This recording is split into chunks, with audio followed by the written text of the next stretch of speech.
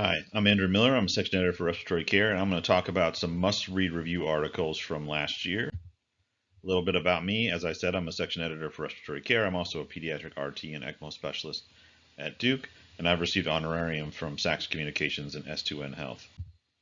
So my favorite review articles. So I'm going to talk about 5 review articles I think are important. It's not necessarily the ones that are the best. All the links are in the description, so you can read the full articles. I would highly recommend that you do so. There's a ton of great information in all of these articles. So the first one is, as a pediatric person, I'm always very interested in airway safety, and Terry Bosco did a very nice summary of airway safety in children. And she covers intubation, pressure injuries, ET tube securement, selecting the right size airway, making sure it's at the right depth, and how to prevent unplanned extubations.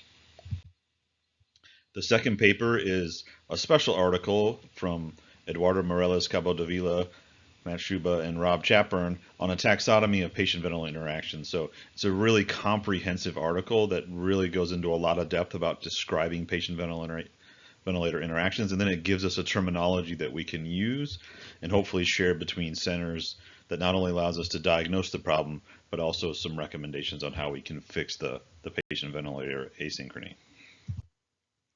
Then the next article is on pulse oximetry and racial bias and what we need to do to solve this problem from Dr. Okunlola and colleagues. And this is a really nice review article that summarizes all of the current challenges of racial bias in pulse oximetry. But not only does it cover the current problems, but it also offers potential solutions. So it's a very lovely written article. We also have a nice interview with Dr. Okunlola on our YouTube channel.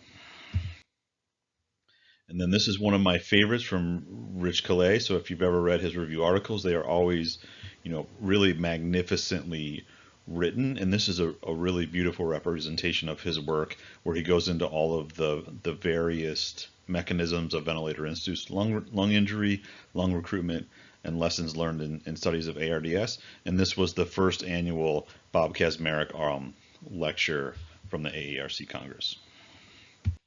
And the last paper I'm going to talk about is an introduction to the clinical applications and interpretations of electric impedance tomography. So this is an important tool that's going to be used more and more going forward. Right now it's only available for research, but it's going to be able to be used clinically soon. And Thomas Pirano, who's one of our editorial board members, does a really good job of explaining how the technology works and what it's been used for so far and what it could potentially be used for in the future. So thanks for listening. You can follow us on Twitter, follow us on Facebook, and make sure you subscribe to our YouTube channel. Thank you.